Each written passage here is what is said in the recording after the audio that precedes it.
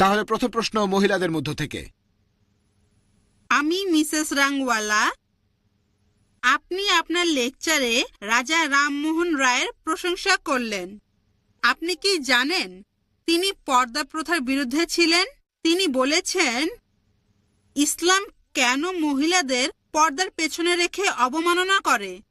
হিন্দু মহিলাদের কি সালোয়ার কামিজে যথেষ্ট ভদ্র দেখায় না?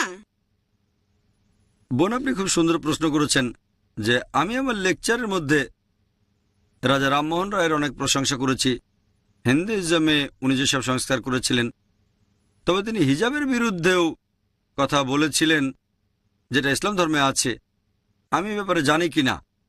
আর ইসলাম কেন মহিলাদের পর্দার আড়ালে রেখে তাদের অসম্মান দেখায়? আর হিন্দু কোনো মহিলা পর্দা না করে সালোয়ার কামিজ পরলে সে কি মার্জিত হবে কিনা? বোন, আপনাকে বুঝতে হবে, যদি আমি কোনো লোকের একটা বিষয়ে প্রশংসা করি, তার মানে এই না যে আমি তার সব কথা মেনে নিলাম। যেমন ধরেন 4 বছর আগে ইন্ডিয়ার স্বরাষ্ট্রমন্ত্রী মিস্টার এল.কে. আদভানি আইনের ব্যাপারে সুপারিশ করেছিলেন ধর্ষণকারীর হওয়া উচিত মৃত্যুদণ্ড। তখন আমি প্রশংসা করেছি যে উনি ইসলামী মতবাদের সাথে একমত হয়েছেন যে ধর্ষণকারীর মৃত্যুদণ্ড হওয়া উচিত। তবে যখন আমি এল.কে. আদভানির প্রশংসা করছি, তার মানে এই না যে তার সব কথাই মেনে নিচ্ছি। তবে ওনার এই কথার সাথে আমি একমত যে ধর্ষণকারীর মৃত্যুদণ্ড হওয়া উচিত। ইসলাম একই কথা বলছে। একইভাবে রাজা রামমোহন রায়, আমি তার প্রশংসা করি, তিনি একজন মহান সংস্কারক, তাকে শ্রদ্ধা করি। তবে এটাও জানি তিনি হিজাবের বিরুদ্ধে ছিলেন, ইসলাম ধর্মের যে নিয়মটা আছে। এখন আপনারা দেখবেন যে শালীনতা বা মার্জিত বলতে যেটা বোঝায় সেটা এক এক জায়গায় এক এক রকম হয়ে থাকে। যেমন ধরেন বেশ কিছু দেশ আছে আরবের, যেখানে বলা হয় যদি কেউ মহিলার দিকে তাকায়, কোনো মেয়ের দিকে তাকায়, সেটাকে বলা হয় অভদ্রতা। কোনো মহিলার দিকে তাকালে সেটা হবে অভদ্রতা। ইন্ডিয়াতে কোনো মহিলাকে যদি স্পর্শ না করেন সেটাই ভদ্রতা। সেজন্য যখন পুরুষ মহিলা একে অন্যকে অভিবাদন জানায়, তারা হাত জোড় করে, কেউ কাউকে স্পর্শ করে না। যদি কোনো মহিলাকে স্পর্শ না করেন তাহলে আপনি ভদ্র। বেশ কিছু পশ্চিমা দেশে হ্যান্ডশেক করাটা হচ্ছে ভদ্রতা। একজন পুরুষ কোনো মহিলার সাথে হ্যান্ডশেক করলে সেটা ভদ্রতা। যদি হ্যান্ডশেক না করেন তাহলে ধরে নেওয়া হবে আপনি বন্ধুভাবাপন্ন নন। আরও কিছু পশ্চিমা দেশে মহিলাদের চুমু দেওয়াটা ভদ্রতা, যদি চুমু না দেন সেটা অভদ্রতা। কিছু পশ্চিমা দেশে একজন পুরুষ আর একজন মহিলা যা খুশি করতে পারে, যদি স্বেচ্ছায় করে থাকে তাহলে সেটা হচ্ছে ভদ্রতা। এক এক জায়গায় মানুষের ভদ্রতার লেভেলটা এক এক রকম হয়ে থাকে। যেমন ধরেন আমেরিকায় কোনো মহিলা যদি পরে মিনিস্কার্ট অথবা শর্টস, সেটাকে বলা হবে ভদ্রতা। কিন্তু একই মহিলা যদি ইন্ডিয়ায় এসে মিনিস্কার্ট আর শর্টস পরে, আমরা তাকে বলবো অভদ্র। একবার আমেরিকা লেকচার দিচ্ছি, একজন আমেরিকান আমাকে বলল, ভাই জাকির, আপনাদের ইন্ডিয়ার মহিলারা খুবই অভদ্র। অবাক হলাম, আমি একমত হলাম না। সে বলল অবশ্যই, ইন্ডিয়ান মহিলারা যখন শাড়ি পরে তাদের পেট দেখা যায়। আমেরিকানদের দৃষ্টিভঙ্গিতে মহিলাদের পেট দেখানো অভদ্রতা। তাহলে পরিবেশ পরিস্থিতির উপর নির্ভর করে ভদ্রতা লেভেলটা বদলে যায়। আসুন এবার আমরা দেখি সর্বশক্তিমান ঈশ্বর আল্লাহ সুবহানাহু ওয়া তাআলা এই ভদ্রতা সম্পর্কে কি বলেছেন। আল্লাহ পবিত্র কোরআনে বলেছেন সূরা নূর অধ্যায় নম্বর 24 আয়াত 30, মুমিন পুরুষদের বলো দৃষ্টি সংযত রাখতে, লজ্জাস্থানের হেফাজত করতে। আল্লাহ প্রথমে পুরুষদের শালীনতার কথা বলেছেন, তারপর মহিলাদের। একজন পুরুষ কোনো মহিলার দিকে তাকালে যদি মনে কোনো বাজে চিন্তা আসে, সে দৃষ্টি নিচু করবে। একবার একজন মুসলিম অনেকক্ষণ একটা মেয়ের দিকে তাকিয়েছিল। আমি বললাম, ভাই তুমি কি করছো? কোনো মেয়ের দিকে এভাবে তাকানো হচ্ছে হারাম। সে আমাকে বলল, আমাদের নবীজি বলেছেন প্রথমবার অনুমতি আছে, দ্বিতীয়বার তাকানো যাবে না। আমি অর্ধেক তাকানো এখনো শেষ করতে পারিনি। নবীজি যখন বলেছেন প্রথমবার তাকানো যাবে, দ্বিতীয়বার তাকানো যাবে না, তিনি আসলে বুঝিয়েছেন যদি অনিচ্ছাকৃতভাবে কোনো মেয়ের দিকে তাকান, তারপর ইচ্ছাকৃতভাবে তার সৌন্দর্যটা উপভোগ করবেন না। এমন না যে 10 মিনিট এক দৃষ্টিতে তাকিয়ে বলবেন প্রথম দেখাটা এখনো শেষ করিনি। পরে একটা মহিলাদের হিজাবের কথা বলছে। আল্লাহ পবিত্র কোরআনে বলছেন সূরা নূর অধ্যায় 24 আয়াত 31, মুমিন নারীদেরকে বলো তারা দৃষ্টি সংযত রাখবে, লজ্জাস্থানে হেফাজত করবে, আর যেটা সাধারণত প্রকাশ থাকে সেটা ব্যতীত সৌন্দর্য প্রকাশ করবে না, আর মাথার কাপড় দিয়ে গ্রীবা ও বক্ষদেশ আবৃত করে। এটা করা লাগবে না বাবা, স্বামী, ছেলের সামনে। তারপর মাহরামদের এক তালিকা যাদের সে বিয়ে করতে পারবে না। হিজাব পালনের শর্তগুলো কোরআন এবং সহিহ হাদিসে বলা হয়েছে। মোট 6টা শর্ত। প্রথমটা হিজাবের সীমা। পুরুষের হিজাবের সীমা নাভি থেকে হাঁটু নিচ পর্যন্ত। মহিলাদের সারা শরীর ঢাকা থাকবে, শুধু যে অংশটা দেখানো যেতে পারে মুখ আর কবজি পর্যন্ত হাত। বাকি 5টা শর্ত পুরুষ মহিলাদের জন্য একই। দ্বিতীয় শর্ত হচ্ছে যে পোশাকটা পরবে সেটা স্বচ্ছ হবে না, যেন ভেতর থেকে দেখা না যায়। তৃতীয় শর্ত, পোশাকটা এমন আটোসাটো হবে না যেন কাঠামো বোঝা যায় শরীরের। চতুর্থ, পোশাকটা খুব আকর্ষণীয় হবে না যাতে বিপরীত লিঙ্গ আকৃষ্ট হয়। পঞ্চম, সেটা বিপরীত লিঙ্গের পোশাকের মতো হবে না। আর ষষ্ঠ, পোশাকের মধ্যে অবিশ্বাসীদের কোনো চিহ্ন থাকবে না। হিজাবের কারণ বলা হয়েছে সূরা আহজাব অধ্যায় 33 আয়াত 59। সেখানে আল্লাহ বলেছেন যে হে নবী, তোমার স্ত্রীগণকে বলো, তোমার কন্যাদের ও মুমিন নারীদেরকে বলো, যখন বাড়ির বাইরে যাবে তারা যেন চাদর পরে, এতে করে তাদের চেনা যাবে, ফলে তাদেরকে উত্ত্যক্ত করা হবে না। মনে করেন দুজন যমজ বোন, তারা খুবই সুন্দরী, দুজন একই রকম সুন্দর। ধরেন তারা বোম্বের রাস্তায় হেঁটে বেড়াচ্ছে, মনে করেন পেডার রোডে।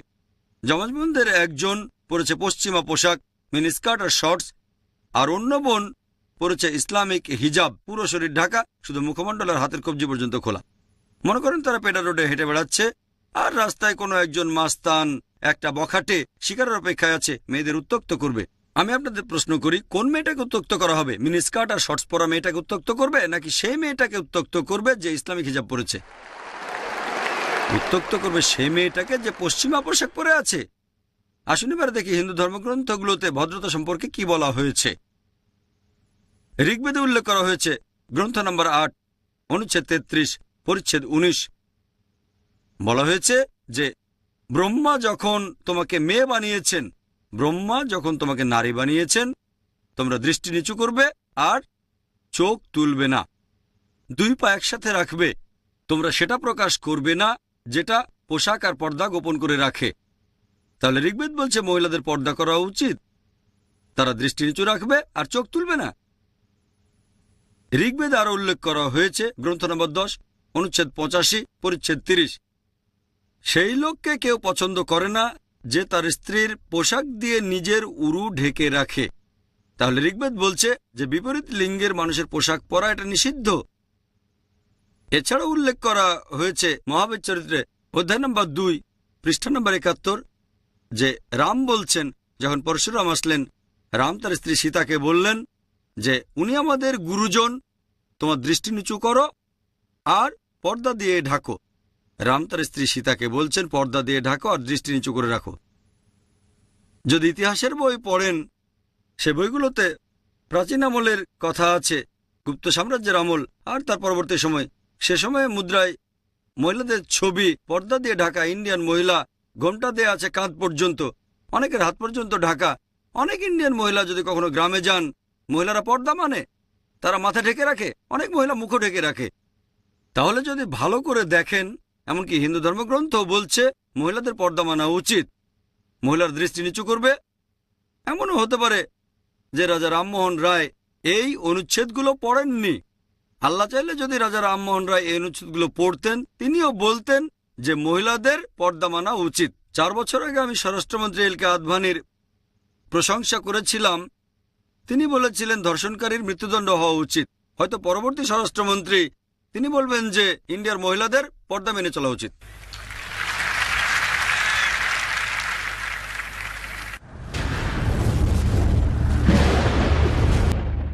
হ্যাঁ ভাই, প্রথমে আপনার নাম আর পেশা বলেন। আসসালামু আলাইকুম, আমার নাম আফরোজ ওয়াসায়া। আমি একটা প্রাইভেট লিমিটেড কোম্পানির ম্যানেজার। আমি একটা প্রশ্ন করতে চাই। সব ধর্মই মানে যে সর্বশক্তিমান ঈশ্বর সব কিছুই করতে পারেন, তাহলে তিনি মানুষ হতে পারবেন না কেন? ভাই প্রশ্ন করলেন যে সব ধর্মই বিশ্বাস করে ঈশ্বর সবকিছু করতে পারেন, তাহলে তিনি কেন মানুষ হতে পারবেন না? বেশিরভাগ ধর্মই, ইসলাম বাদে, একটা ফিলোসফিতে বিশ্বাস করে যেটার নাম অ্যানথ্রোপোমরফিজম, যেটা সর্বশক্তিমান ঈশ্বর মানুষের রূপ ধারণ করেন। তারা এরকম মতবাদে বিশ্বাস করেন যে মহান ঈশ্বর তিনি এত পবিত্র যে মানুষের সীমাবদ্ধতা সম্পর্কে জানেন না, ব্যথা পেলে মানুষের কেমন লাগে, সমস্যা পেলে কেমন লাগে তিনি জানেন না, ইত্যাদি সমস্যা। সেজন্য সর্বশক্তিমান ঈশ্বর পৃথিবীতে নেমে আসেন মানুষের রূপ নিয়ে, যাতে মানুষের জন্য আইন বানাতে পারেন। হঠাৎ করে শুনলে মনে হবে যুক্তিটা তো বেশ ভালোই। তবে আমি তাদেরকে বলি যে ধরেন আমি একটা ভিসিআর তৈরি করলাম, আমাকে কি ভিসিআর হতে হবে এটা জানতে যে ভিসিআর এর জন্য কোনটা ভালো কোনটা খারাপ? আমি তৈরি করেছি, আমাকে ভিসিআর হতে হবে না। আমি লিখবো ইনস্ট্রাকশন ম্যানুয়াল। যদি এই ভিসিআরটা চালাতে চান video cassette recorder, video cassette রেখে প্লে বাটনে চাপ দেন। যদি ফাস্ট ফরওয়ার্ড চালাতে চান এফএফ বাটনে চাপ দেন। বন্ধ করতে চাইলে স্টপ বাটনে চাপ দেন। উপর থেকে ফেলবেন না, নষ্ট হয়ে যাবে। পানিতে ফেলবেন না, তাহলে নষ্ট হয়ে যাবে। আমি লিখবো ইনস্ট্রাকশন ম্যানুয়াল। একইভাবে সর্বশক্তিমান ঈশ্বর, যেহেতু তিনি মানুষের সৃষ্টিকর্তা, সেজন্য তাকে মানুষ হতে হবে না এটা জানতে যে মানুষের জন্য কোনটা ভালো কোনটা খারাপ। তিনি কি করবেন? একজন মানুষকে মনোনীত করবেন আর আসমানি কিতাব পাঠাবেন। মানুষের জন্য সর্বশেষ ও চূড়ান্ত আসমানি কিতাব পবিত্র কোরআন, আদেশ আর নিষেধ। যদি তর্কের খাতিরে আপনার কথাটা মেনেও নেই যে সর্বশক্তিমান ঈশ্বর সবকিছু করতে পারেন, তাহলে কেন মানুষ হতে পারবেন না? যদি তর্কের খাতিরে আপনার কথাটা মেনে নেই সর্বশক্তিমান ঈশ্বর সবকিছু করতে পারেন, তাহলে তিনি মানুষও হতে পারেন। যদি ঈশ্বর মানুষের রূপ নেন, তিনি আর ঈশ্বর থাকবেন না, কারণ ঈশ্বর আর মানুষের বৈশিষ্ট্য পুরোপুরি আলাদা।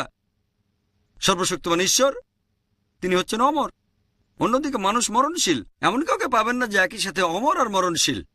ঈশ্বর তার কোনো শুরু নেই, অন্যদিকে মানুষের শুরু আছে। এমন কাউকে পাবেন না একই সাথে যার শুরু নেই আবার শুরু আছে। সর্বশক্তিমান ঈশ্বরের কোনো শেষ নেই, অন্যদিকে মানুষের শেষ আছে। এমন কাউকে পাবেন না যার একই সাথে কোনো শেষ নেই আবার শেষ আছে। এটা অর্থহীন। তাহলে হয় পাবেন ঈশ্বর, নয়তো পাবেন মানুষ। ঈশ্বর মানব পাবেন না, এটাও অর্থহীন।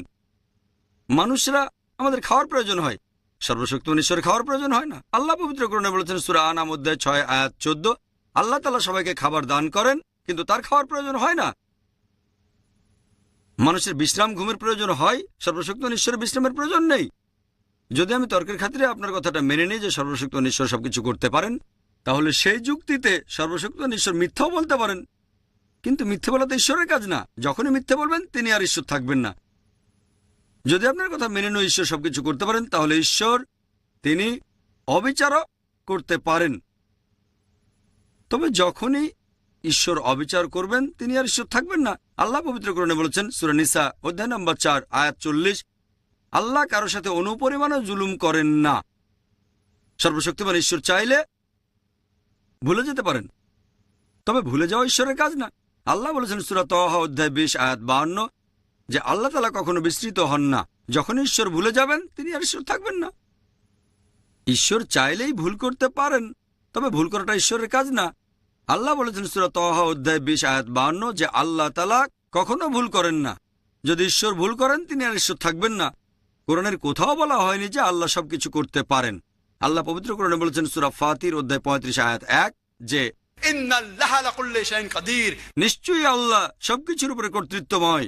এই কথাটা অনেক জায়গায় আছে। সূরা বাকারা অধ্যায় 2 আয়াত 106, সূরা বাকারা অধ্যায় 2 আয়াত 109, সূরা বাকারা অধ্যায় 2 আয়াত 284, সূরা আলে ইমরান অধ্যায় 3 আয়াত 29, সূরা নাহল অধ্যায় 16 আয়াত 77, সূরা ফাতির অধ্যায় 35 আয়াত 1 আল্লাহ বলেছেন ইন্নাল্লাহা লাকুল্লি শাইইন কাদির, নিশ্চয়ই আল্লাহ সবকিছুর উপর কর্তৃত্বময়। আল্লাহ বলেছেন সূরা বুরুজ অধ্যায় 85 আয়াত 16 যে আল্লাহ তিনি যা ইচ্ছা তাই করতে পারেন, তিনি যা ইচ্ছা করেন তাই করতে পারেন। তবে আল্লাহ সুবহানাহু ওয়া তাআলা কখনো মিথ্যে বলতে চাইবেন না, কখনো ভুল করতে চাইবেন না, তিনি কখনো মানুষের রূপ ধারণ করতে চাইবেন না। তিনি শুধু সেগুলোই করতে চাইবেন যেগুলো আল্লাহর কাজ। আশা করি উত্তরটা পেরে। হ্যাঁ বোন। আমার নাম সায়রা, আমি একজন টিচার। আপনার লেকচারে আপনি ইসলামের স্তম্ভের কথা বললেন, তার মানে ঈমান আনা ইত্যাদি, আর হিন্দু ধর্মগ্রন্থের সাথে সাদৃশ্যের কথা বললেন। হিন্দুইজমে কি ইসলামের এই 5টা স্তম্ভ সম্পর্কে কিছু বলা হয়েছে? বোন, আপনি প্রশ্ন করলেন, আমি ঈমানের স্তম্ভের কথা বলেছি আমার লেকচারে, হিন্দু ধর্মগ্রন্থের সাথে সেগুলো তুলনা করেছি। এখন ইসলামের স্তম্ভ আর হিন্দু ধর্মগ্রন্থের মধ্যে কোনো সাদৃশ্য আছে কিনা? হ্যাঁ বোন, সময় কম বলে সাদৃশ্যের কথাগুলো সব বলতে পারিনি। এটা নিয়ে সারাদিন কথা বলা যায়। ইসলাম ধর্মের স্তম্ভগুলোর ব্যাপারে যদি বলতে হয়, এটা আছে সহিহ বুখারীতে খণ্ড নম্বর 1 বুক অব ইমান হাদিস নম্বর 8, আমাদের নবীজি মোহাম্মদ সাল্লাল্লাহু আলাইহি সাল্লাম বলেছেন, ইসলামের ভিত্তি হচ্ছে 5টা মূলনীতি, 5টা স্তম্ভ। প্রথমটা হচ্ছে কালেমা লা ইলাহা ইল্লাল্লাহ মুহাম্মাদুর রাসূলুল্লাহ, আল্লাহ ব্যতীত কোনো উপাস্য নেই আর মুহাম্মদ সাল্লাল্লাহু আলাইহি সাল্লাম আল্লাহর প্রেরিত রাসূল। দ্বিতীয় হচ্ছে নামাজ আদায় করা। তৃতীয় হচ্ছে যাকাত দেওয়া। চতুর্থ হচ্ছে সাওম, রমজান মাসে রোজা রাখা। আর পঞ্চম, জীবনে অন্তত একবার হজ পালনের জন্য মক্কা যাওয়া। এই হলো ইসলামের 5টা স্তম্ভ। প্রথমটা হচ্ছে এক আল্লাহ এবং তার রাসূল মুহাম্মদ সাল্লাল্লাহু আলাইহি সাল্লামকে বিশ্বাস করা। এ সম্পর্কে আগেই বলেছি। এরপর ইসলামের দ্বিতীয় স্তম্ভ নামাজ। ইসলাম ধর্মের নামাজের সবচেয়ে গুরুত্বপূর্ণ অংশ হচ্ছে সেজদা করা। আল্লাহ পবিত্র কোরআনে বলেছেন, সূরা আলে ইমরান অধ্যায় 3 আয়াত 43, ইয়া মারইয়াম মুকনুতি লিরাব্বিকি ফাসজুদি। হে মরিয়ম, তোমার প্রতিপালকের প্রতি অনুগত হও, যারা সেজদা দেয় তাদের সাথে সেজদা করো। আল্লাহ পবিত্র কোরআনে বলেছেন সূরা হজ অধ্যায় নম্বর 22 আয়াত 77, ইয়া আইয়ুহাল্লাযীনা আমানু।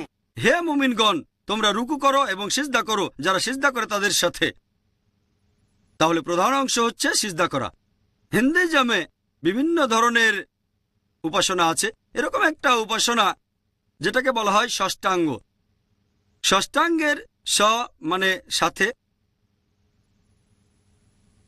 অষ্ট মানে 8, অঙ্গ মানে শরীরের অংশ। ষষ্ঠাঙ্গ মানে শরীরের 8টা আলাদা অংশ। তার মানে উপাসনার সময় শরীরের 8টা অংশ স্পর্শ করতে হবে।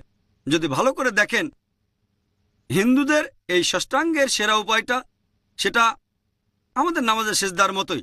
শরীরের 8টা অংশ স্পর্শ করি। প্রথমে কপাল, তারপর নাক, তারপর 2 হাত, 2 হাঁটু আর 2টো পা।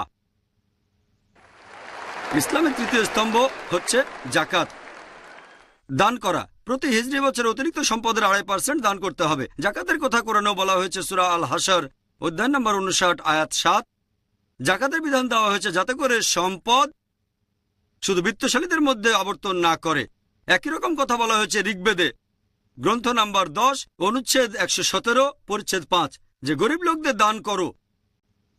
তুমি এটা জানো না, আজকে তুমি হয়তো বড় লোক, আগামীকালই গরিব হয়ে যেতে পারো। আর ধন সম্পদ ঘুরতে থাকে রথের চাকার মতো। ইসলাম একই কথা বলছে। 4 নম্বর স্তম্ভ সাওম, তার মানে পুরো রমজান মাসে রোজা পালন করা, পানাহার করা থেকে বিরত থাকা সূর্যোদয় থেকে সূর্যাস্ত পর্যন্ত। হিন্দু ধর্মে অনেক ধরনের রোজা পালন আছে। এরকম একটা রোজার কথা বলা হয়েছে মনুস্মৃতিতে 6 নম্বর অধ্যায় অনুচ্ছেদ 24, সেটা 1 মাস রোজা রাখা। রোজার কথা আবারও বলা হয়েছে মনুস্মৃতিতে অধ্যায় নম্বর 4 অনুচ্ছেদ 222, এছাড়াও মনুস্মৃতি অধ্যায় 11 অনুচ্ছেদ নম্বর 204। পঞ্চম স্তম্ভ হচ্ছে হজ। যে প্রাপ্তবয়স্ক মুসলিমের হজ করার সামর্থ্য আছে সে অন্তত একবার হজ করবে। তার মানে হজ পালন করার জন্য সে অন্তত একবার মক্কা শহরে যাবে। হিন্দুজমে অনেক ধরনের তীর্থযাত্রা আছে। একটা টাইপের কথা বলা হয়েছে ঋগ্বেদে গ্রন্থ নম্বর 3 অনুচ্ছেদ 29 পরিচ্ছেদ 4। একটা জায়গার নাম ইলাইসপাদ, একটা তীর্থ উপাসনার জায়গা যার নাম ইলাইসপাদ। ইলা মানে আল্লাহ, স্পাদ মানে জায়গা, তাহলে ইলাইসপাদ মানে আল্লাহর জায়গা। আর বলা হয়েছে এই জায়গাটা পৃথিবীর একেবারে কেন্দ্রে। আমরা জানি মক্কা রয়েছে পৃথিবীর একেবারে কেন্দ্রে। তাহলে বেদ বলছে যে তীর্থযাত্রার একটা স্থান হলো আল্লাহর জায়গা। আমরা বলি বাইতুল্লাহ, যেটা রয়েছে পৃথিবীর কেন্দ্রে। এরপর আরো দেখবেন ঋগ্বেদে গ্রন্থ নম্বর 3 অনুচ্ছেদ 29 পরিচ্ছেদ 11 নারসাংসার কথা বলা হয়েছে, মানে নবীজি মুহাম্মদ সাল্লাল্লাহু আলাইহি সাল্লাম। এই তীর্থযাত্রার জায়গাটা মক্কা ছাড়া আর কিছুই না। আর আপনারা যদি সংস্কৃত ডিকশনারি পড়েন সেখানে বলা হয়েছে ইলাসপাদ মানে ঈশ্বরের জায়গা, একটা তীর্থস্থান। মক্কার কথা আরো উল্লেখ করা হয়েছে ঋগ্বেদে গ্রন্থ নম্বর 1 অনুচ্ছেদ 128 পরিচ্ছেদ 1। এই হলো সংক্ষেপে হিন্দুইজম আর ইসলামের স্তম্ভগুলোর মধ্যে সাদৃশ্য। এবারের প্রশ্ন বাম দিকের মাইক থেকে। আসসালামু আলাইকুম, আমার নাম আতিফ সুমার, আমি ছাত্র। আমার প্রশ্ন হলো, মূর্তি পূজা করার সময় হিন্দু বিশেষজ্ঞরা বলেন তারা সর্বশক্তিমান ঈশ্বরের উপাসনা করছেন, তবে এই মূর্তি হলো মনোযোগের জন্য। ইসলাম ধর্ম অনুযায়ী এটার কি অনুমতি আছে? ভাই, আপনি প্রশ্ন করলেন, হিন্দু বিশেষজ্ঞরা এটা মানেন যে মূর্তি পূজা করা ভুল, তবে ঈশ্বরের কাছে প্রার্থনা করার সময় মূর্তি রাখা হয় মনোযোগ দেওয়ার জন্য। তারা মানেন ঈশ্বরের প্রতি মূর্তি নেই, তবে মূর্তি হলো মনোযোগের জন্য। এটা সঠিক কিনা? এইসব হিন্দু বিশেষজ্ঞরা হিন্দু ধর্মগ্রন্থ পড়েছেন, আর এই বিশেষজ্ঞরা মানেন সর্বশক্ত ঈশ্বরের কোনো প্রতিমূর্তি নেই। তারা যেটা বলেন, যেসব মানুষ সচেতনতার নিচু স্তরে রয়েছে তাদের মনোযোগের জন্য মূর্তির প্রয়োজন হয়। যখন সচেতনতার উঁচু স্তরে চলে যাবেন তখন মূর্তির প্রয়োজন হয় না। আমি এই পণ্ডিত আর বিশেষজ্ঞদের বলবো যে যেসব মানুষ সচেতনতার উঁচু স্তরে তাদের মনোযোগের জন্য মূর্তি লাগে না, আমরা মুসলিমরা অলরেডি সেই উঁচু স্তরে পৌঁছে গেছি, আমাদের মনোযোগের জন্য মূর্তির প্রয়োজন হয় না। এছাড়া এক পণ্ডিত আমাকে বলেছিলেন, আমাদের শিশুদের সাথে কথা বলার সময় তাদেরকে সহজভাবে বোঝাতে হয়। যদি আপনার ছেলে জিজ্ঞেস করে বিদ্যুৎ কেন চমকায়, আপনি বলবেন যে ঠাকুরমা ওখানে চাক্কি পিষছে, বিদ্যুৎ চমকাচ্ছে কারণ ঠাকুরমা চাক্কি পিষছে, স্বর্গে বসে ঠাকুরমা ময়দা গুঁড়ো করছে। আমি বললাম, ইসলাম অনুযায়ী আমরা মিথ্যে বলতে পারি না, ঠাট্টা করেও না। যদি আমার ছেলেকে বলি বিদ্যুৎ চমকাচ্ছে কারণ ঠাকুরমা চাক্কি পিষছে, যখন সে স্কুলে যাবে তখন জানতে পারবে যে বিদ্যুৎ চমকানোর কারণ হচ্ছে গরম বাতাসের আয়তন বেড়ে যাওয়া। তখন সে এরকম ভাববে আমার বাবা মিথ্যেবাদী। আমাদের বুঝতে হবে যে আমরা সত্যি কথা বলবো। পণ্ডিত আর বিশেষজ্ঞরা বলেন যে নিচু স্তরে মনোযোগের জন্য মূর্তির প্রয়োজন, উঁচু স্তরে গেলে মূর্তির প্রয়োজন হয় না। যেমন আমরা ক্লাস 2তে যখন পড়ি তাহলে দরকার হয়, উঁচু স্তরে গেলে দরকার হয় না। আমি তাদের বলি, ধরেন আমি একজনকে অঙ্ক পড়াচ্ছি, ক্লাস 2তে যখন আমরা অঙ্ক পড়াই তখন বলি 2 যোগ 2 সমান 4। এখন 2 যোগ 2 সমান এটা ক্লাস 10-এ উঠলেও সেটা 4, গ্র্যাজুয়েশনেও 4, পিএইচডি করলেও সেটা 4ই থাকবে। কোন সাবজেক্টের মূল শিক্ষাটা একই রকম থাকে। 2 যোগ 2 সমান 4 হোক সেটা ক্লাস 2তে, ক্লাস 10-এ, গ্র্যাজুয়েশন অথবা পিএইচডিতে। ব্যাপারটা একেবারে পরিষ্কার। পবিত্র বেদে, হিন্দুদের ধর্মগ্রন্থে বলা হয়েছে যে ঈশ্বরের কোনো প্রতিমূর্তি নেই। এটাই মূল শিক্ষা। মূল জিনিসটাকে বদলাতে পারবেন না। কেউ যদি আমাকে বলে যে ক্লাস 2তে 2 যোগ 2 সমান 5, আপনি ছেলেকে বলবেন না চিন্তা করো না, ক্লাস 10-এ উঠলে তোমাকে বলবো 2 যোগ 2 সমান 4, আমি এখনই শুধরে দেব। তাই এটা সব হিন্দু বিশেষজ্ঞদের দায়িত্ব যে সাধারণ হিন্দুদের বলবেন হিন্দু ধর্মগ্রন্থ অনুযায়ী সর্বশক্ত ঈশ্বরের কোনো প্রতিমূর্তি নেই। এটাই মূল শিক্ষা। তাহলে একেবারে প্রাথমিক স্তরে বিশেষজ্ঞদের জানানো উচিত যে মূর্তি পূজা করা ভুল। আশা করি উত্তরটা পেয়েছেন। চতুর্থ প্রশ্নটা করা হচ্ছে চিরকুট থেকে, করেছেন ভাই রোহিত শাহ। তিনি বলেছেন, ইসলাম যদি শান্তির ধর্ম হয়ে থাকে তাহলে এখানে জিহাদের কথা বলা হচ্ছে কেন? অর্থাৎ যুদ্ধ আর খুনোখুনির কথা। আসলে হিন্দুইজম হল শান্তির ধর্ম। ভাই খুবই গুরুত্বপূর্ণ একটা প্রশ্ন করেছেন যে ইসলাম শান্তির ধর্ম হলে জিহাদের কথা বলছে কেন, যুদ্ধ করে কাফিরদের হত্যা করা। আপনার মতে হিন্দুইজম শান্তির ধর্ম। ইসলাম ধর্মে জিহাদ নিয়ে অনেকের মধ্যে একটা ভুল ধারণা আছে। এই ভুল ধারণা যে শুধু অমুসলিমদের মধ্যে আছে তাই নয়, অনেক মুসলিমদের মধ্যে ভুল ধারণা আছে। তারা মনে করে যে কোনো যুদ্ধ যদি মুসলিম করে, কারণ যাই হোক, হতে পারে কোনো ব্যক্তিগত লাভ, হতে পারে খ্যাতির জন্য, হতে পারে টাকার জন্য, কোনো মুসলিম যুদ্ধ করলেই সেটা জিহাদ। মুসলিমরা যুদ্ধ করলে সেটা জিহাদ হয়ে যাবে না। জিহাদ এসেছে আরবি শব্দ জাহাদা থেকে, যার মানে চেষ্টা করা, সংগ্রাম করা। ইসলামিক পরিভাষায় এর মানে নিজের শয়তানি প্রবৃত্তির বিরুদ্ধে সংগ্রাম করে যাওয়া। এর আরেকটা মানে সমাজের উন্নতির জন্য চেষ্টা করে যাওয়া, আরেকটা মানে যুদ্ধের ময়দানে আত্মরক্ষার জন্য লড়াই করা, আরেকটা মানে হচ্ছে অত্যাচার অবিচারের বিরুদ্ধে প্রতিবাদ করা। জিহাদের মূল অর্থ হচ্ছে চেষ্টা করা অথবা সংগ্রাম করা।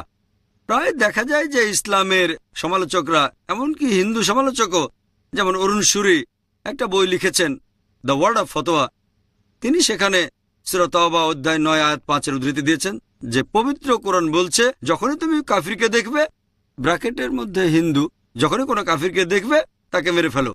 যদি পবিত্র কোরআন খুলে আপনি এই সূরাটা পড়েন, অধ্যায় 9 আয়াত 5, সেখানে বলা হয়েছে যখনই তুমি কাফিরকে দেখবে তাকে মেরে ফেলো। তবে এটা হলো প্রসঙ্গ ছাড়া উদ্ধৃতি। প্রসঙ্গ জানতে হলে কয়েকটা আয়াত আগে থেকে শুরু করেন।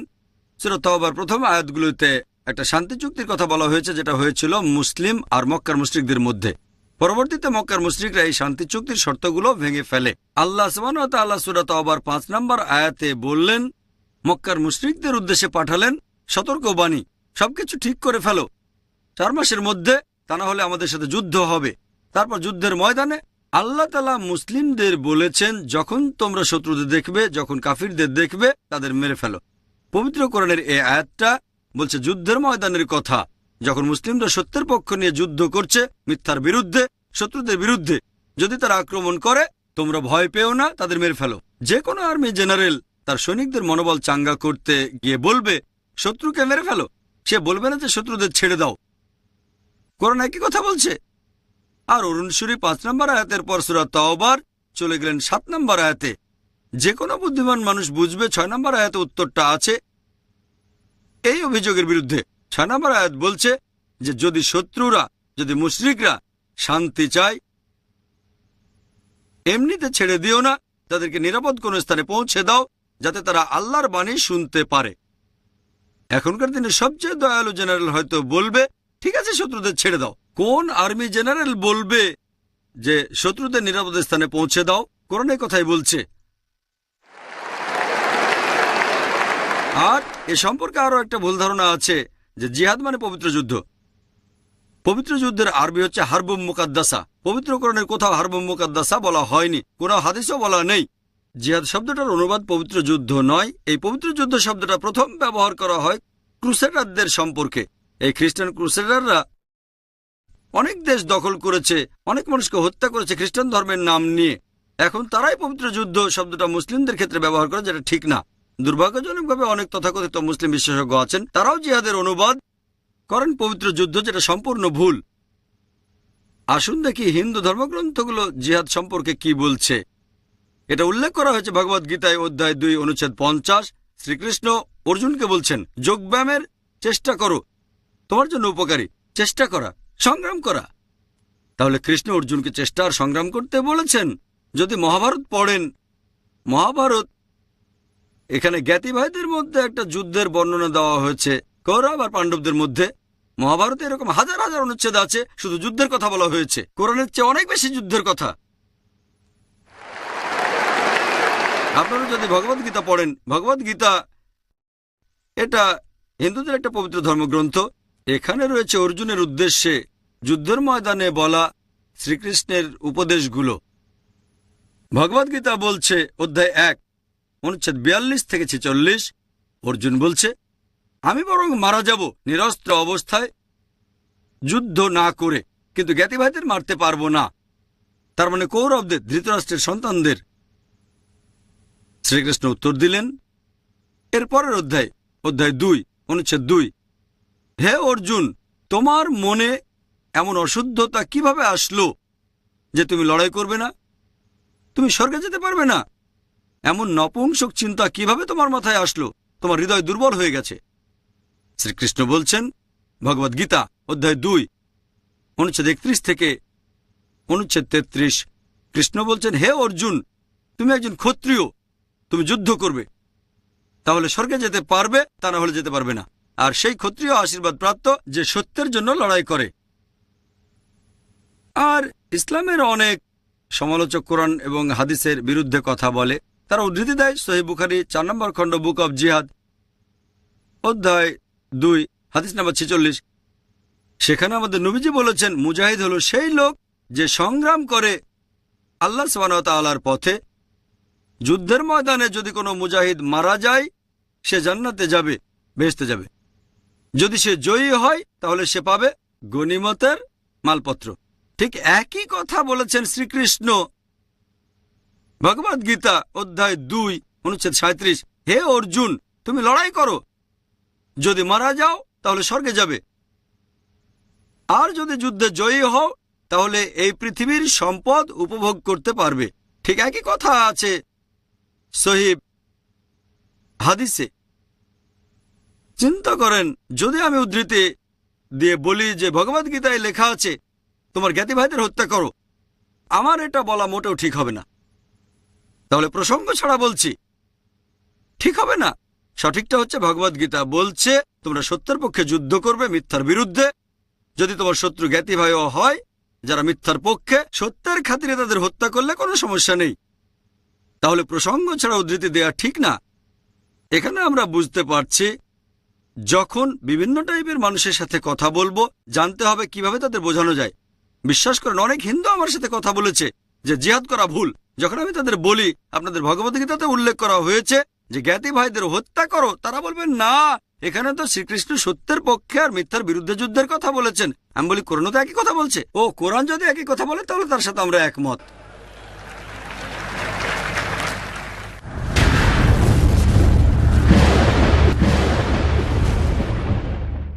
হ্যাঁ ভাই। সামির খতিব একজন ব্যবসায়ী। নবীজি মুহাম্মদ সাল্লাল্লাহু আলাইহি ওয়াসাল্লাম এর কথা ৪,০০০ বছরের পুরনো বেদ আর পুরাণে উল্লেখ করা হয়েছে। তাহলে আপনি বলেন ডক্টর নায়েক, এই গ্রন্থগুলো কি ঈশ্বর প্রেরিত? আর হিন্দুরাও কি তাহলে আহলে কিতাব?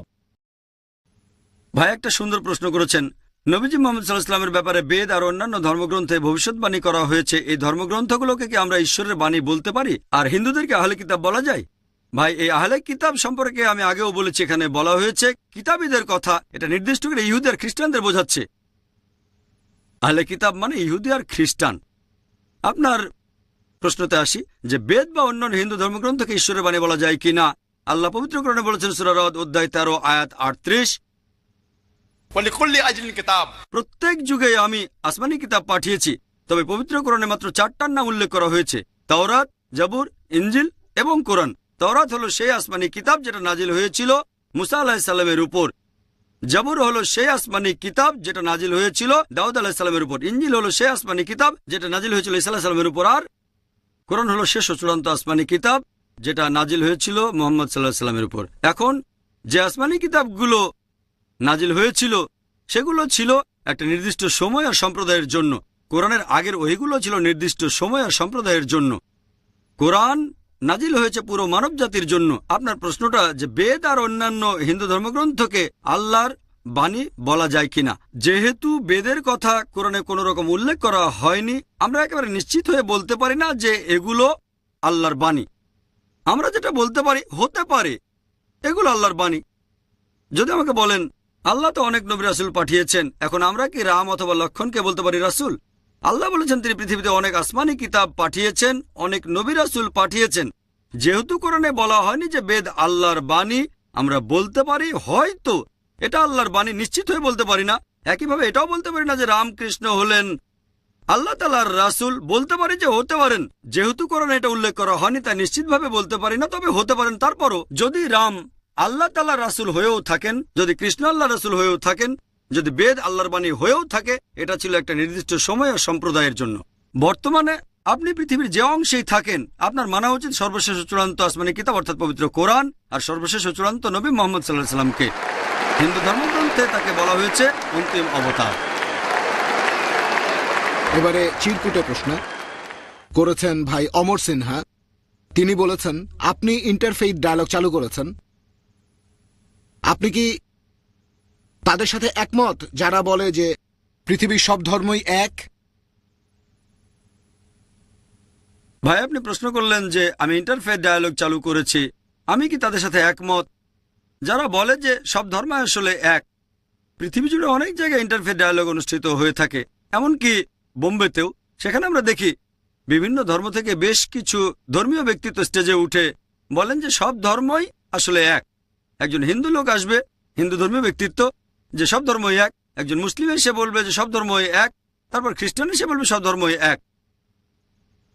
আমি তাদেরকে একটা সহজ প্রশ্ন করতে চাই, যদি মেনে নেন যে সব ধর্মই এক, তাহলে একজন খ্রিস্টান ধর্মযাজক কি খ্রিস্টান ধর্ম ত্যাগ করে ইসলাম গ্রহণ করবেন? একজন মুসলিম লোক ইসলাম ত্যাগ করে কি হিন্দু ধর্ম গ্রহণ করবে? একজন হিন্দু পুরোহিত কি হিন্দুইজম বাদ দিয়ে খ্রিস্টান হয়ে যাবে? সবাই বলবেন না। এই মানুষগুলো নিজেদেরকে সেকুলার হিসেবে পরিচয় করিয়ে দিতে চায়, এভাবে একে অন্যের পিঠ চুলকে দেয়। ব্যাপারটা যেন একজন ছাত্র টিচারকে প্রশ্ন করছে 2 যোগ 2 সমান কত হবে স্যার? 2 যোগ 2 সমান কি 3 হবে, নাকি 4 হবে, নাকি হবে 5? 3 জন টিচার স্টেজে এসে বলল যে সবগুলো উত্তরই সঠিক। 2 যোগ 2 সমান 3 হবে, 2 যোগ 2 সমান 4 হবে, আবার 2 যোগ 2 সমান 5 হবে। এটা ফালতু কথা ছাড়া আর কিছুই নয়। আমি ইসলাম এবং কম্পারেটিভ রিলিজিয়নের একজন ছাত্র, বিভিন্ন ধর্মগ্রন্থ পড়েছি, বিভিন্ন ধর্মের রীতিনীতি সম্পর্কে জানি, এগুলো একরকম না। আমি সাম্প্রদায়িক সৌহার্দ্যে বিশ্বাস করি, ইন্টারফেথ ডায়ালগে বিশ্বাস করি। আমি বলবো, যদি আপনারা এরকম বলেন যে মনে করেন পৃথিবীতে যতগুলো ধর্ম আছে, যতগুলো ধর্মগ্রন্থ আছে, অন্তত পক্ষে একটা ধর্মগ্রন্থ পুরোপুরি 100% আল্লাহ তাআলার বাণী, এই অনুমানটাতে কোনো ধর্মীয় ব্যক্তিত্ব আপত্তি জানাবেন না। আমিও এটা মানতে আপত্তি করব না। অন্ততপক্ষে একটা ধর্মগ্রন্থ আল্লাহ তাআলার বাণী। খ্রিস্টানরা বলবে ঠিক আছে, অন্ততপক্ষে একটা মানে বাইবেল ঈশ্বরের বাণী। হিন্দুরা বলবে সমস্যা নেই, অন্তত বেদ ঈশ্বরের বাণী। মুসলিমরা বলবে সমস্যা নেই, অন্তত কোরআন আল্লাহ তাআলার বাণী। আমি কি করব? এই সব নির্দেশগুলো জোগাড় করব খ্রিস্টানদের বাইবেল থেকে, হিন্দু ধর্মগ্রন্থ বেদ থেকে, আর মুসলিমদের কোরআন থেকে। তারপরে যে সাদৃশ্যগুলো দেখেন, ধরেন 50টা বিষয় কমন। এখন বিভিন্ন ধর্মগ্রন্থ থেকে আমরা যদি 50টা কমন জিনিস সবার সামনে তুলে ধরি, তাহলে সবাই মেনে নেবে যে বিভিন্ন ধর্মের অন্তত পক্ষে এই কথাগুলো নিশ্চিতভাবে মহান ঈশ্বরের বাণী। কেউ এগুলো প্রয়োগ করতে আপত্তি করবে না, কারণ কথাগুলো সব ধর্মগ্রন্থেই আছে। এই সাম্প্রদায়িক সৌহার্দ্যের মূলে রয়েছে কোরআনের একটা আয়াত, সূরা আল ইমরান অধ্যায় 3 আয়াত 64 বলা হয়েছে, تعالوا إلى كلمة سواء بينكم। এসো সেই কথায় যা আমাদের ও তোমাদের মধ্যে এক। হয়তো কিছু পার্থক্য আছে, ধর্মগুলোর মধ্যে বেশ কিছু পার্থক্য আছে। আমি চাইলে হিন্দুইজম আর ইসলামের পার্থক্য নিয়েও বলতে পারি, তবে এই সাদৃশ্যগুলোর ব্যাপারে কেউ আপত্তি জানাতে পারবে না, কমন জিনিসগুলোর ব্যাপারে, কারণ এই কথাগুলো সব ধর্মগ্রন্থেই বলা হয়েছে। হতে পারে কিছু মানুষ ধর্মগুলো সম্পর্কে জানে না, তারা অপমানিত বোধ করতে পারেন। যেমন ধরেন আপনি বললেন সবগুলো ধর্মগ্রন্থই হোক, বাইবেল হোক, বেদ অথবা কোরআন, সবাই বলছে মূর্তি পূজা করা উচিত না। যেহেতু বেদ সম্পর্কে জানেন না তাই অপমানিত বোধ করতে পারেন। তারপরও সে আমার বিরুদ্ধে যাবে না, কারণ যদি আমার বিরুদ্ধে যায় তাহলে বেদের বিরুদ্ধেও যাবে, যেটাকে বলে তার ঈশ্বরের বাণী। তাহলে ইন্টারফেথ ডায়ালগ আর সাম্প্রদায়িক সৌহার্দ্যের সেরা উপায় হচ্ছে এসো সেই কথায় যা আমাদের ও তোমাদের মধ্যে এক। আশা করি উত্তরটা পেয়েছেন। হ্যাঁ ভাই। আমার নাম মুবিন সোলকার, পেশায় একজন আইনজীবী। প্রথমেই বলি, হিন্দু ধর্মগ্রন্থের উপর আপনার দখল দেখে আমি মুগ্ধ হয়েছি, আসলেই অসাধারণ। আপনি আপনার লেকচারে হিন্দুইজম আর ইসলামের অনেক সাদৃশ্যের কথা বলেছেন। তাহলে কি ইসলাম অনুযায়ী একজন মানুষ হিন্দু হতে পারেন?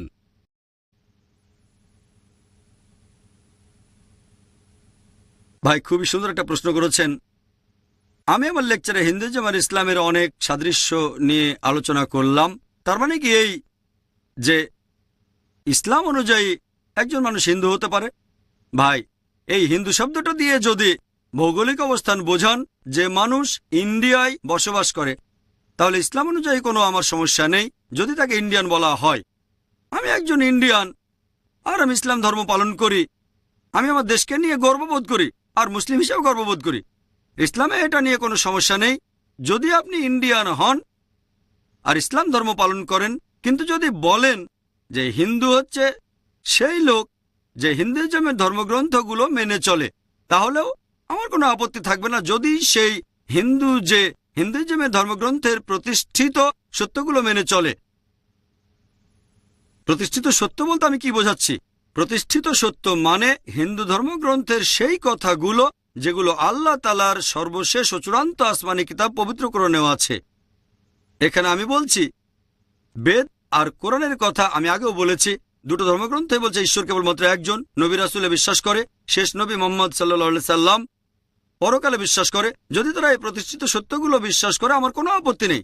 কিন্তু যদি বলেন হিন্দু হচ্ছে সেই লোক যে সবকিছু বিশ্বাস করে হিন্দু ধর্মগ্রন্থে যেগুলো বলা হয়েছে, তাহলে আমি কম্পারেটিভ রিলিজিয়নের ছাত্র হয়ে একমত হতে পারবো না। কারণ একজন হিন্দুর পক্ষে হিন্দু ধর্মগ্রন্থের সব কথা বিশ্বাস করা সম্ভব হবে না, কারণ অনেক সময় বিভিন্ন হিন্দু ধর্মগ্রন্থের কথাগুলো পরস্পর বিরোধী হয়ে থাকে। অনেক সময় একটা ধর্মগ্রন্থের কথা যেমন ঋগ্বেদ পরস্পর বিরোধী হয়, মনুস্মৃতির কথা পরস্পর বিরোধী। যেমন ধরেন এক জায়গায় বলা হয়েছে শুকরের মাংস খাওয়া উচিত না, আরেক জায়গায় বলা হয়েছে শূকরের মাংস খাওয়া যাবে। কারো পক্ষে একই সাথে পরস্পর বিরোধী কথা মানা সম্ভব হবে না। আমাদের বুঝতে হবে যে হিন্দু ধর্মগ্রন্থেও কিছু কথা বলা হয়েছে যেগুলো অনৈতিক। সংস্কারকরাই বলে গেছেন, তারা বলেন যে বর্ণপ্রথা, যেটার বিরুদ্ধে রাজা রামমোহন রায় আর জাস্টিস রানাডে বলেছেন, তারা সতীদাহ প্রথার বিরুদ্ধেও কথা বলেছেন, যেখানে মৃত স্বামীর জ্বলন্ত চিতায় জীবিত স্ত্রীকে পুড়িয়ে মারা হতো। এই জিনিসগুলো মেনে চলা সম্ভব না। এ কারণে আমি বলেছি, যদি একজন হিন্দু ধর্মগ্রন্থের প্রতিষ্ঠিত সত্যগুলো মানে, আর এটা মানে একজন অন্তিম ঋষি ছিলেন। যখন গৌতম বুদ্ধ হিন্দুইজমকে বিশুদ্ধ করতে চাইলেন কুসংস্কার বাদ দিয়ে, অনেকেই তার বিরুদ্ধে চলে গিয়েছিল। এই লোক কিভাবে বেদের সংস্কার করবে? পরে হিন্দুরা মেনে নিয়েছিল বুদ্ধ 24 জন অবতারের মধ্যে 23তম। তারা আরো মানে বুদ্ধ হলেন বিষ্ণুর 9ম অবতার। একইভাবে হিন্দু ধর্মগ্রন্থে দেখবেন বলা হয়েছে যে মোহাম্মদ সাল্লাল্লাহু সাল্লাম হলেন 24তম অবতার, তিনি বিষ্ণুর 10ম অবতার, তিনি হলেন অন্তিম ঋষি। তাহলে হিন্দুরা যদি প্রতিষ্ঠিত সত্যকে বিশ্বাস করে, যদি মোহাম্মদ সাল্লাল্লাহু আলাইহি ওয়াসাল্লামকে আল্লাহ রাসূল হিসেবে বিশ্বাস করে, এক ঈশ্বরে বিশ্বাস করে, পরকালে বিশ্বাস করে, তাহলে হিন্দু হওয়ার কোনো সমস্যা নেই।